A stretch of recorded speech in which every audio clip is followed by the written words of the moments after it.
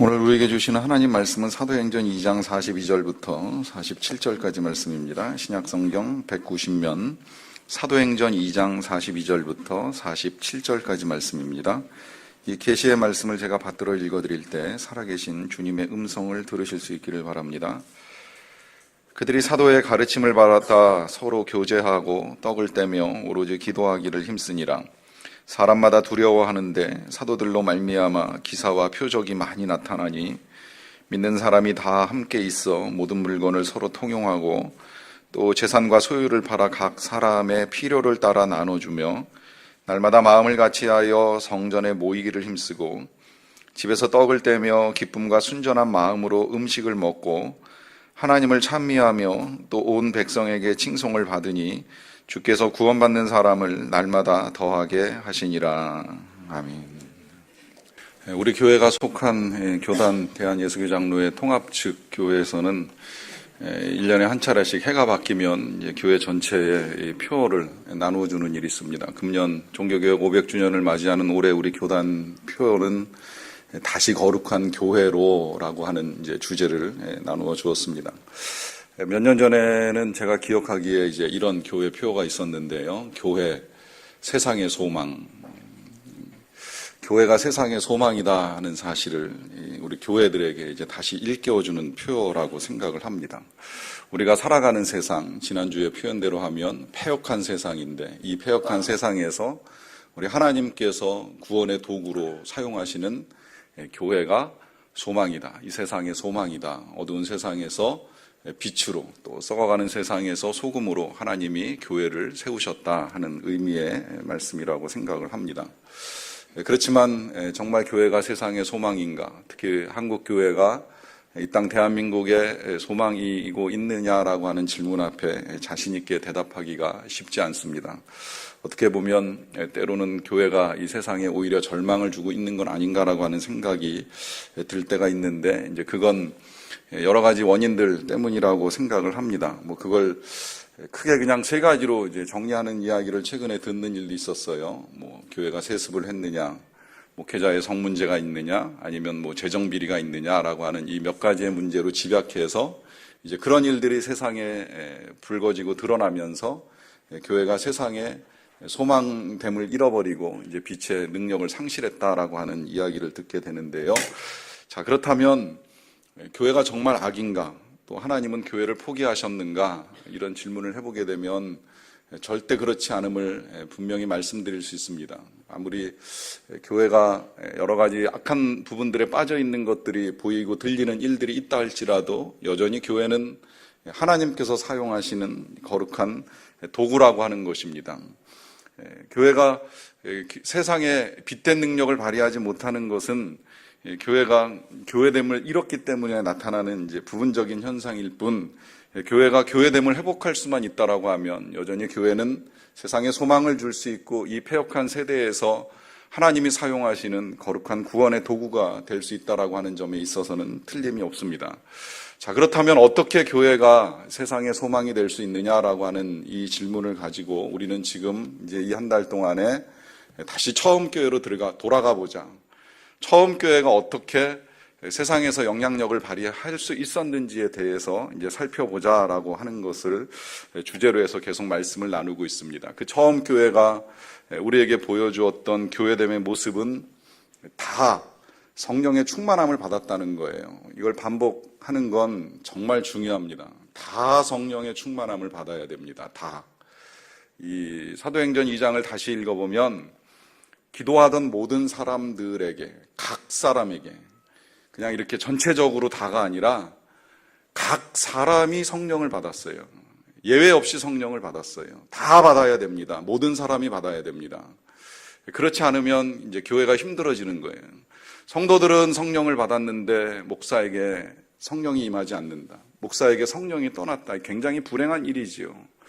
또 성령 받은 사람들이 물론 교회 안에 있지만 성령 받지 못한 사람들이 주의 뜻이 무엇인지 분별하지 못하고 자기 생각으로 자기 마음으로 마음껏 판단하고 말하다가 교회를 힘들게 하는 일들이 일어나는 걸 저는 과거에 여러 군데서 보았습니다.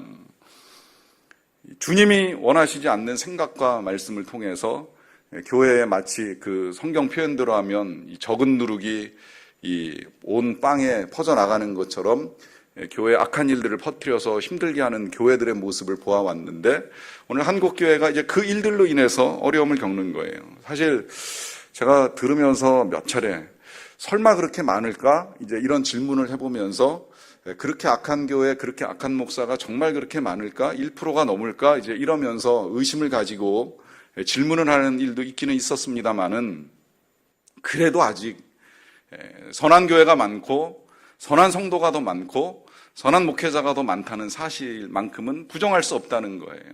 그러니까 교회가 쓰임을 받는 거죠. 그러니까 하나님이 교회를 들어 사용하시는 거고, 하나님께서 교회를 지켜주신다고 생각을 합니다.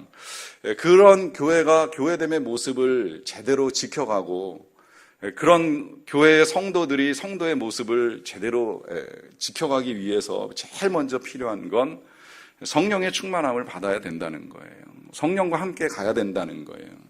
근데 이게 이제 혼자 안 되니까 함께 모여 기도하자고 하는 말씀을 드리는 겁니다. 혼자 하면 힘듭니다. 예수님과 친밀한 교제를 원하는 사람이 이제 주로 찾는 곳이 이제 지금은 기도원인데 과거에는 수도원이었잖아요. 뭐 지금도 수도원 운동이 뭐 이제 우리나라에도 여러 군데에서 일어나고 있습니다만, 수도원에 들어간다고 해서 절대 혼자 기도하지 않습니다. 물론 개인적인 묵상 시간, 개인적인 수도 시간을 갖기는 하는데, 수도원에서조차도 함께 기도하고 함께 노동하고 함께 말씀을 읽고 묵상하는 일을 해요. 왜 그럴까요? 혼자는 안 된다는 거예요. 함께하는 일이 필요하다는 거예요. 혼자 하면 지칩니다. 혼자 하면 독선에 빠질 수도 있습니다. 혼자 하면 굉장히 위험합니다. 그러다 보니까 함께 모이라고 주님이 당부하시고, 함께 모여 기도할 때에 혼자 경험하는 것과는 또 다른 하나님의 그 풍성한 은혜가 공동체적으로 임할 수 있다는 걸 분명히 말씀드리는 겁니다. 그래서 이 함께 모여서 기도하던 초대교회의 성도들이 다 성령을 받았어요. 한꺼번에 성령을 받고, 그래서 이제 깨닫고 나서 보니까 세상에 나와서 이렇게 살면 안 되겠다. 다 패역한 세대에서 구원을 받아야 된다라고 하는 이제 복음을 전하고, 그들 스스로 고백하기를 우리가 다 이 일의 증인이다라고 하면서 복음을 전하는 일을 했습니다. 감사하게도 그 복음을 전할 때에 사람들이 그 전하는 복음을 듣고 질문했죠. 우리가 어찌할꼬 질문하는 가운데에 회개하고 성령을 선물로 받으라라고 하는 말씀을 따라서 이제 그들은 회개하고 교회 공동체 안에 들어와서 함께 이제 신앙생활을 하게 됩니다. 그 신앙생활을 하던 교회가 이제 오늘 나누는 말씀의 제목 그대로 다 백성에게, 온 백성에게 칭송을 받는 교회가 됐어요. 칭송을 받을 뿐만 아니라 이제 그로 말미암아 구원받는 사람을 날마다 더하게 되는 은혜까지 누리게 되었는데, 자, 오늘 저와 여러분들이 함께 살펴보기를 원하는 건 이 교회가, 처음 교회가 어떻게 온 백성에게 칭송을 받는 교회가 될 수 있었느냐라고 하는 것입니다. 먼저 42절 말씀을 제가 다시 한번 읽어드리겠습니다. 그들이 사도의 가르침을 받아 서로 교제하고 떡을 떼며 오로지 기도하기를 힘쓰니라 그래요. 자, 교회로 모여든 사람들, 교회로 찾아온 사람들, 그래서 처음 교회를 이루었던 사람들이 했던 첫 번째 일, 오늘 성경은 분명히 이렇게 가르쳐 줍니다. 그것은 사도의 가르침을 받는 것이었어요.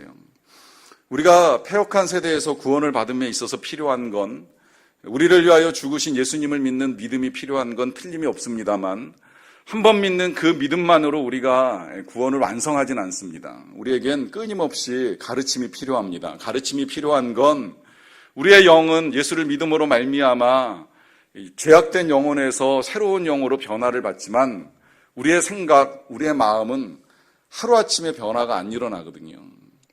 그 옛날 이스라엘 백성들이 애굽을 떠나서 자유를 얻고 해방은 얻었지만, 그들이 긴 시간, 무려 40년 동안 광야를 지나갈 수밖에 없었던 이유는 그들의 마음과 그들의 생각이 변하지 않았기 때문입니다. 늘 해오던 애굽 방식대로 뭔가 눈에 보이는 걸 섬겨야 되지 않느냐, 눈에 보이시지 아니하시는 하나님보다 눈에 보이는 뭔가 커다란 우상이 우리를 이끌어줘야 되지 않겠느냐라고 하는 이 생각을 바꾸는데 시간이 필요했어요. 눈에 보이시지 아니하지만 매일같이 먹여주시고 도와주시고 지켜주시는 하나님이 살아계시다라고 하는 이 사실을 받아들이고 믿는 데 있어서 그들에게 시간이 필요했습니다. 그래서 하나님이 그들을 광야로 이끌어내서 가르치시는 작업을 하시는데 무려 40년이라고 하는 시간이 필요했어요. 그들에게만 그런 시간이 필요했을까요? 사실은 우리에게도 동일한 시간이 필요합니다. 우리가 하루아침에 변하지 않아요. 물론 아주 특별하게 정말 한순간에 예수 믿고 인생을 완전히 뒤집어서 살아가는 사람을 보는 일이 아주 가끔은 있습니다만은 대부분의 사람들은요 40년 아니라 평생에도 변하지 아니하는 믿음을 가지고 살아가는 경우도 종종 봅니다. 그만큼 우리가 변하는 데 시간이 걸린다는 건데 이 변화를 위해서 우리에게 필요한 것이 가르침을 받는 일입니다. 배워야 된다는 거예요. 끊임없이 배워야 된다는 거예요. 이 배움을 위해서 하나님이 교회에 목사도 세우시고 전도사도 세우시고 교사도 세우시고 또 구역장 샘지기도 세우시고 1:1 지도자도 세우시고 이 모든 사람들을 통해서 서로 가르치고 배우고 하는 일들을 계속해서 해나가게 하셨던 거예요. 이 가르침이 필요하기 때문입니다. 특히 그 가운데 이제 그 목사 전도사 부름받은 사람들을 저는 그렇게 배웠어요. 이제 저희는 구약의 제사장으로부터 선지자와 사도의 전통을 계승해서 이제 이 목회자의 사역을 감당한다. 이제 이렇게 배웠기 때문에 잘 하는지는 모르겠지만 그 전승된 그 직분을 가지고 어떻게 해서든 제사 대신에 이 예배를 잘 집례하고 또 선지자로 전해야 될 말씀이 있으면 전달해드리고 또 사도로서 가르쳐야 될 것이 있으면 가르치는 사역을 하기 위해서 애를 쓰는데요. 근간에 들어가지고 때로 한 번씩 이렇게 회의에 빠지는 일이 있습니다. 회의에 빠지는 건 왜 그러냐면 제가 전달하는 이 가르침보다 때로는 여러분들 자녀, 친구의 어머니의 말씀이 더 위력이 있다 이런 생각이 들 때가 간혹 있어요.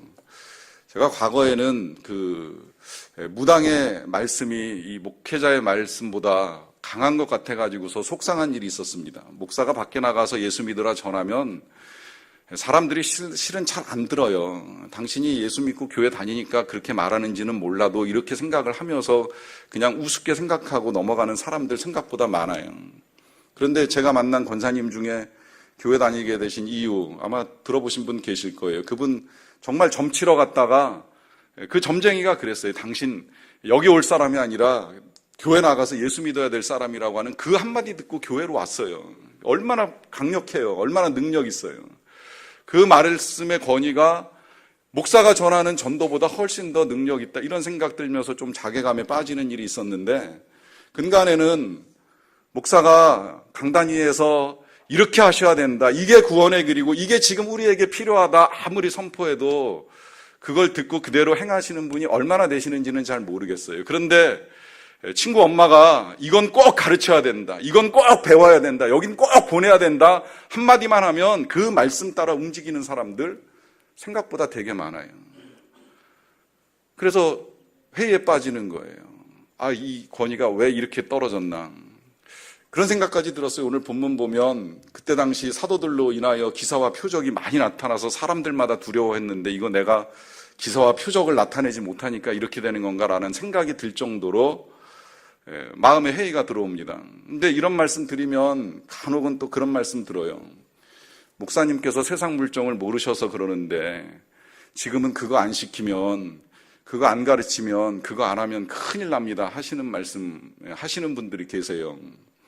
인정합니다. 제가 세상 물정을 모르긴 모릅니다. 세상 물정을 몰라서 세상 물정 알려고 저 나름 신문도 보고 진짜 뉴스도 보고 또 이 경건서적만 읽는 것이 아니라 이제 비경건서적도 읽어요. 제가 우리 목회자들한테도 그런 책들을 권하고 같이 읽는 일들도 해요. 우리가 뜨거운 책만 읽을 게 아니라 때로는 우리의 이성을 냉정하게 해주는 책들도 좀 같이 읽자라고 하면서 힘겹지만 세상 물정 알기 위해서 애는 쓰는데 노력하면 노력할수록 느끼는 건 난 잘 모르겠구나. 난 정말 모르는 게 많구나. 지금도 진짜 뭐가 잘하는 건지 못하는 건지 잘 모르겠구나. 이제 이런 생각 들 때가 정말 많이 있습니다. 그런데 이거 한 가지는 제가 여러분들께 분명히 말씀드릴 수 있습니다. 제가 세상 물정은 잘 모르지만 하나님 나라 물정은 정확하게 알고 있습니다.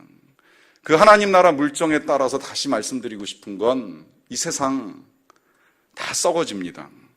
다 사라집니다. 다 끝납니다. 다 아무것도 아닙니다. 그 썩어질 것 때문에 시간 뺏기고 마음 뺏기고 물질 뺏기고 살지 말라고 주님이, 살아계신 주님이 분명하게 부탁하셨어요. 영원한 것, 썩지 아니할 것, 우리를 위하여 예비하고 계신 것, 하나님의 나라, 그것을 위하여 우리가 살아가도록 주님이 우리를 초청하시고 불러주시고 패역한 세대에서 구원을 받으라고 말씀하십니다. 이거 하나는 분명합니다. 세상 따라가다 멸망합니다. 주님 따라가면 영생합니다. 주님 따라가는 삶의 믿음, 그 믿음의 증거가 분명할 때라야만 우리가 영원히 살 수 있다라고 하는 이 사실만큼은 너무나 분명하기에 세상 물정 모르는 목사가 전달해 드리는 이 하나님 물정에 귀 기울여 주시기를 부탁을 드립니다.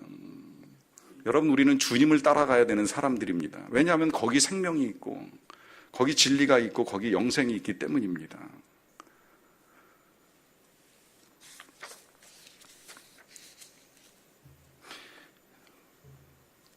때로 수많은 정보와 지식이 이 세상에서 필요하다는 것을 모르지는 않습니다. 때로 정보가 뒤처져 가지고 손해보는 일들도 끊임없이 일어나고 있는 세상 아니겠습니까?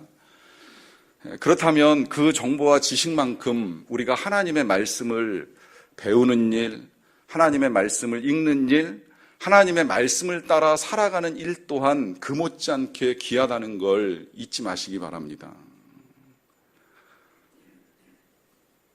세상 것 배우고 세상 거 아느라고 바쁘고 힘든 시간 보내고 계시는 줄은 알지만 그 못지않게 하나님에 대해서 알고 하나님이 말씀하시는 것을 듣고 그 말씀 따라 살아가는데 우리의 시간과 에너지를 쏟는 것도 중요하다는 걸 절대 놓쳐서는 아니 됩니다. 이 사실을 우습게 여기다가 뒤늦게 후회할까 걱정되어 부탁드리니 여러분, 세상 아는 만큼 주님을 알 수 있도록 애쓰시기를 바랍니다. 저는 우리 교회 성도님들께 되게 감사하게 생각하는 건 제가 잘 몰랐는데 알게 모르게 이렇게 보니까 성경 읽으시는 분들 많으시더라고요. 이렇게 저렇게 뭐 그룹 지어서 통독하시는 분도 계시고 뭐 암송하시는 분도 계시고 묵상 나누시는 분도 계시고 한데 굉장히 감사하게 생각을 해요. 왜? 사실 얼마나 바빠요, 진짜. 세상 일하느라고 바쁘고 아이들 가르치느라고 바쁜데 그 와중에 어떻게 해서든 말씀 붙들고 살아가려고, 하나님 떠나지 않으려고 세상에서 몸부림치며 살아가는 성도들의 모습을 들을 때에 굉장히 감사한 마음이 큽니다. 여러분, 이게 우리가 이 세상에서 살아가야 되는 교회의 모습이라고 하는 거예요. 여기에 더하여서 이제 교회가 그 다음으로 한 일이 그 42절 보시면 서로 교제하고 떡을 떼었다 그래요. 교제하고 떡을 떼었다. 이 떡을 떼는 것이 이제 지금까지도 뭐 성찬식이냐 아니면 애찬이냐 이제 이거에 대해서는 논란 많은데요. 저는 이런 논란 있을 때 그냥 쉽게 정리합니다. 뭐 성찬이어도 좋고 애찬이어도 상관없어요. 우리가 이제 모여서 함께 주님의 몸과 주님의 보혈을 드러내는 성찬에 참여하는 것도 귀하고 또 그 다음에 꼭 그런 성찬 아니지만 믿는 성도들끼리 모여서 음식을 함께 먹고 나누는 이 일도 귀하게 생각을 합니다. 그런데 그냥 모여서 먹는 거 이게 다는 분명히 아니라는 거예요. 오늘 말씀 보시면 46절에 이런 말씀이 기록되어 있습니다.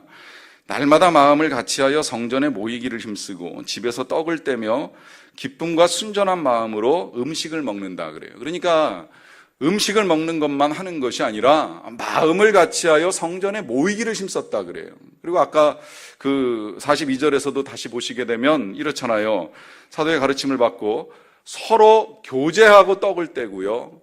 그 다음에 오로지 기도하기를 힘썼다 그럽니다. 그러니까 떡만 떼는 건 절대 아니라는 거예요. 음식만 먹는 건 절대 아니라는 거예요. 여기에 교제가 있고 기도가 있고 마음을 같이 하는 일이 있습니다.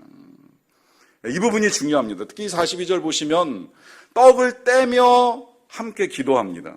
이게 교회의 원래 원형이에요. 그러니까 먹기 위해서만 모이는 건 아니라는 거예요. 기도하기 위해서 모이는 거예요. 근데 모였을 때에 주로 당시에는 이제 저녁에 늦은 시간에 모이다 보니까 배고픈 일이 있어가지고 사람들이 음식을 가지고 와서 일단 간단하게 조금 먹고 그러고 나서는 밤새 기도하는 일을 하는 거예요. 그러니까 기도가 주지 먹는 게 주는 아니라고 하는 겁니다. 기도하기 위해서 먹는 것이지 먹기 위해서 기도하거나 먹기 위해서 모이는 건 절대 아니라는 거예요. 근데 이 초대교회 모습에 비추어 생각해 보면 오늘 우리의 모임 가운데에 어느 게 더 큰 비중을 차지하는가, 어느 게 더 우선시 되는가를 한 번쯤 점검해 보실 필요가 있습니다.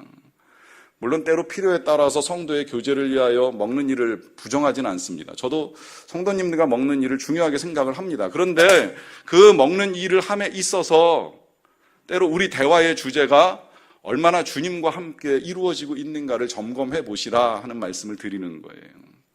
우리가 그리스도인이라고 하는 이름을 가지고 혹은 교인이라고 하는 이름을 가지고 모이는 일은 있지만 그 모임 속에 식사를 시작하기 전에 기도를 하는 일 이외에 많은 시간 동안 주님과는 전혀 상관없는 이야기들, 정말 그야말로 세상 정치 이야기, 교육 이야기, 돈 이야기, 부동산 이야기 이런 이야기들로만 시간을 꽉 채우고 나서 돌아서 가지고 내가 그리스도인들과 교제를 했다, 성도의 교제를 했다, 내가 그 시간에 주님과 함께 있었다 생각하고 말하기는 쉽지 않다는 거예요. 진짜 그 자리에 주님이 계시는 걸 우리가 인정하고 그 주님이 원하시는 주제와 소재를 가지고 대화를 나누고 필요하다면 정말 더 기도하기에 힘쓸 때에 그것이 그야말로 서로 교제하며 떡을 떼며 오로지 기도하기에 힘썼던 처음 교회의 본 모습을 찾아가는 일이라 하는 것입니다. 거기에 이제 우리가 사실 마음을 모아야 되는데요. 이 마음을 모으는 게 힘듭니다. 아까 그 46절 말씀에도 이 마음을 같이하여 이 성전에 모이기를 힘쓴다. 그리고 이제 떡을 뗀다. 이제 이런 말씀이 있는데 이 마음을 같이 하는 게 참 중요합니다. 제가 자주 강조해 드립니다만은 이 마음을 같이 하는 것이 너무 중요하다 보니까 이게 이제 우리 교회 그 6가지 핵심 가치 중에 하나, 일치와 연합이라고 하는 가치로 하나님이 우리에게 주셨고 또 우리가 그 가치를 지키기 위해서 지금까지 잘 이제 달려왔다라고 하는 생각을 하게 되는데요.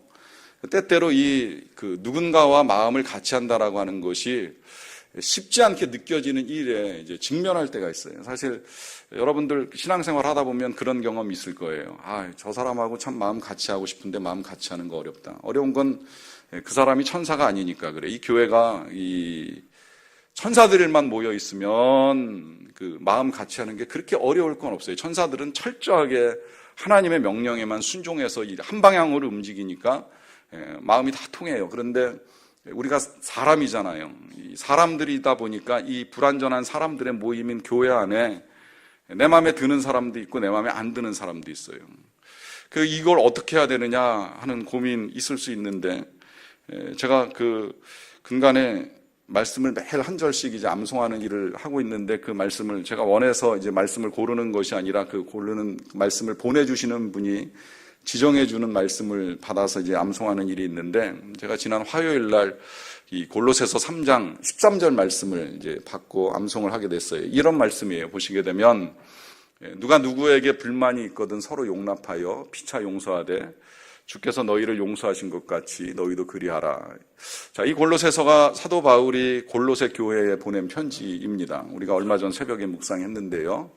자, 당부하시기를 누가 누구에게 불만이 있거든. 자, 교회에 하시는 말씀이에요. 성도들에게.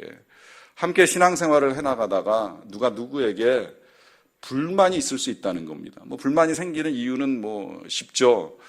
그 사람이 마음에 안 드는 거예요. 그 사람의 행동이 마음에 안 들 수도 있고, 태도도 마음에 안 들 수 있고, 그 사람이 표정이 마음에 안 들 수도 있고, 하여튼 온갖 것들이 다 마음에 안 들어가지고 불만이 생길 수 있다는 거예요. 그걸 사도 바울도 아는 거예요. 교회 공동체가 완벽한 공동체가 아니니까 불만이 있을 수 있다는 거죠. 그 불만이 있을 때에 어떻게 해야 되느냐? 당부합니다. 서로 용납해라. 피차 용서해라. 근데 사실 이게 힘들어요. 늘 듣지만 용납하는 게 되게 힘듭니다. 용서하는 거 정말 어렵습니다. 그런데 그게 힘들다 보니까 뭐라고 말씀하세요? 주께서 너희를 용서하신 것 같이. 예수님이 너희를 용서하신 것 같이 예수님이 너희를 용서하셨다는 사실을 믿는다면, 그 사실로 말미암아 내가 용서받았다는 사실을 인정한다면, 그 사실로 말미암아 내가 죄사함을 받고 구원받았다는 믿음이 진짜 분명하다면, 그렇다면 너희도 이와 같이 용납하고 용서하라 말씀합니다. 어떤 청년이 스펄전 목사님을 찾아와서, 찰스 스펄전 목사님이 19세기 영국 최고의 설교가이고 목회자이신데, 그 청년을 찾아와서 질문을 했대요. 이 청년도 교회를 찾아다니다가 좀 고민이 됐었나 봐요. 가보니까 마음에 안 드는 일들 일어나거든요. 그 목사님께 질문하는 거예요. 어디 완벽한 교회 없습니까? 어디 좀 제대로 된 교회 없습니까? 그랬더니 스펄전 목사님이 하신 대답이 이렇습니다. 찾아봐라. 우리 교회는 아닌 것 같고 좀 찾아보고 찾으면 나한테도 좀 가르쳐다오. 나도 그런 교회를 좀 다녀보고 싶다. 그런데 찾고 난 다음에 절대 잊지 말아라. 넌 그 교회 가지 마라. 네가 가는 순간 그 교회는 그 완벽함이 깨지기 때문이다. 여러분, 이 말씀이 무슨 말씀이겠습니까? 우린 다 완벽하지 않다는 거예요. 그 누구도 완벽한 사람은 없습니다. 누가 완벽해서 하나님께 우리의 의를 드러낼 수 있는 사람이 있겠습니까? 우리가 완벽했다면 예수님이 오실 일도 없고 십자가에서 죽으실 일도 없었던 거예요. 근데 우리가 다 불완전해요. 다 부족해요. 사실 이 자리에 서 있는 저도 제가 뭐 완벽해서 여기 서가지고 여러분들에게 감히 말씀을 전하겠습니까? 하나님이 저를 용납해 주시고 또 여러분들이 용납해 주시니까 제가 이 자리에서 이 책임을 맡아서 이 일을 감당하는 것이지, 제가 뭐 그렇게 대단한 사람이겠습니까? 제가 지난 시간에도 말씀드렸지만 저 40년 동안 신앙생활했고 20년 동안 사역했지만 크게 안 변한 것 같아요. 별로 달라진 게 그렇게 많지는 않은 것 같아요. 물론 그렇다고 해서 제가 변화를 포기하진 않습니다. 뭐 큰 변화가 하루아침에 일어나진 않겠지만 정말 매일같이 어떻게 해서든 저도 가르침을 받으려고 했어요. 제가 감사하게 생각하는 건 그래도 우리 교회 교역자가 늘어나서 한 달에 한 번 부목사님 말씀도 듣고 또 전도사님 말씀도 듣고 또 일주일에 한 번은 목사님을 통해서 한 번은 전도사님을 통해서 계속 저도 가르침을 받을 수 있고 배울 수 있으니까 그걸 통해서 저를 돌아보고 깨달을 수 있는 이 과정들이 되게 감사한데요. 이렇게 저도 배우지 아니하면 정말 부족한 거 많고 불완전한 인간인 게 틀림이 없습니다. 제가 이걸 여러분들에게 말씀을 드리는 이유는 자랑을 하려고 하는 것이 아니라 여기에 이제 우리가 이 교회를 만들어가는 원리가 담겨 있기 때문이에요. 우리는 남들의 부족함, 남들의 불완전함, 그건 100% 용납을 해야 됩니다. 그를 위해서 예수님이 돌아가셨기 때문에 우리가 할 일은 그 사람을 용납하는 것밖에 없는 거예요. 있는 그대로 받아주는 것밖에 없는 거예요. 그리고 우리가 해야 될 일은 내 변화를 위해서, 나의 성장을 위해서, 나의 성숙을 위해서, 날 위해 죽으신 예수님을 닮아가기 위해서 오늘 한 걸음 한 걸음 걸어가는 이 발걸음을 멈춰서는 아니 된다라고 하는 것입니다. 제가 전에 섬기던 교회에 한 여집사님이 남편 때문에 속상한 이야기를 듣는 일이 있었어요. 근데 그 남편 집사님도 실은 교회를 굉장히 잘 나오시는 집사님이신데요. 근데 교회는 잘 나오시는데 예배도 잘 드리시고 뭐 봉사도 하고 하시는데 문제는 교회를 떠난 이 주중의 삶이 너무 엉망인 거예요. 매일같이 정말 술에 취해서 뭐 밤 12시, 1시에 퇴근하는 일도 많고 실려오는 일도 많고 거기다가 그 음란함이나 뭐 하여튼 그 하는 행동 뭐 하나하나가 늘 볼 때마다 이 여집사님에는 굉장히 속상한 일이 되는 거죠. 근데 그러면서 또 교회는 굉장히 열심히 가요. 그러니까 여러분 그걸 보는 가족 입장에서는 때로 더 화가 나는 거예요. 저 위선자, 집에서는 저렇게 엉망이면서 교회만 가면 무슨 성도네 선생이네 이러면서 폼 잡고 왔다 갔다 하는 거 보면 얼마나 화가 나겠어요. 그걸 성도들은 모르잖아요. 그러니까 이 부인 집사님만 속상해가지고 속 썩고 하나님 날 좀 살려달라고 하는 기도를 드리시는 거예요. 이제 그런 문제 때문에 찾아오셨던 거죠. 그런데 세월이 지나고 난 다음에요. 최근이죠, 사실은. 그분이 그런 말씀하시는 걸 제가 듣게 됐어요. 그 문제가 한참 동안 변하지 않아가지고 하나님께 기도하던 어느 날 하나님이 그 여집사님에게 그런 말씀을 하시더라는 겁니다. 그만해라. 너 아무리 그렇게 말해도 그는, 이 남편을 말씀하시는 것 같아요. 그는 한 번도 예배를 빠진 적이 없다. 전 그 말씀을 그 여집사님한테 딱 들었을 때 제 속에 그런 마음 먼저 들었어요. 그럼 진짜 나쁘네. 예배는 한 번도 안 빠졌는데 변화는 하나도 안 된 거잖아요. 이게 우리 생각입니다. 이게 모르겠어요. 제 생각인지 여러분들의 생각인지 모르겠는데 저는 그렇게 생각을 한 거예요. 이거 나쁘다 생각하는 거예요. 예배 백날 드리면 뭐하나, 봉사 백날 하면 뭐하나, 나쁜 짓 다 하고 다니는데, 이런 생각을 했던 거죠. 근데 하나님의 생각은 달랐던 거예요. 그 사람의 나쁜 거 하나도 안 보신 거예요. 그가 예배를 드렸다는 사실, 그것이 위선이든 진실이든 간에 그가 한 번도 안 빠지고 예배를 드렸다는 이 한 가지 사실, 이 한 가지 장점만 보고 오히려 애통하는 그 아내의 입을 막으시면서 그만하라 말씀하시는 거예요. 하나님이 용납해 주신 거예요. 그 용납한 사람을 이제 그 여집사님에게 용납하라고 하나님이 말씀하시는 겁니다. 그런데 제가 이 말씀을 여러분들에게 드리는 이유는 뭐냐면 그 남편이 변했어요. 이간증을 들어서예요. 그 남편이 달라졌어요. 최근에 달라졌다는 얘기를 듣게 된 거예요. 이젠 과거의 그 나쁜 습관들이 다 떨어져 나갔습니다. 지금은 정말 훌륭한 가장이고 남편입니다. 이런 고백을 들었어요. 저는 이것이 교회라고 생각을 하는 겁니다. 수십 년 동안 안 변할 것 같지만 시간이 흘러 변화된 그 남편을 위하여 기도했던 아내, 그리고 이 아내이던 이 남편이든 용납해 주신 하나님, 그 하나님의 은혜와 사랑 때문에 우리가 함께 공동체를 이루고 살아가는 하나님 나라의 백성들이 되는 것입니다. 그리고 그런 변화들이 이루어질 때에야 우리가 세상에서 칭송을 받는 일을 이루어갈 수 있게 되는 것입니다. 저와 여러분들이 이런 교회가 되기를 간절히 바랍니다. 기도하겠습니다.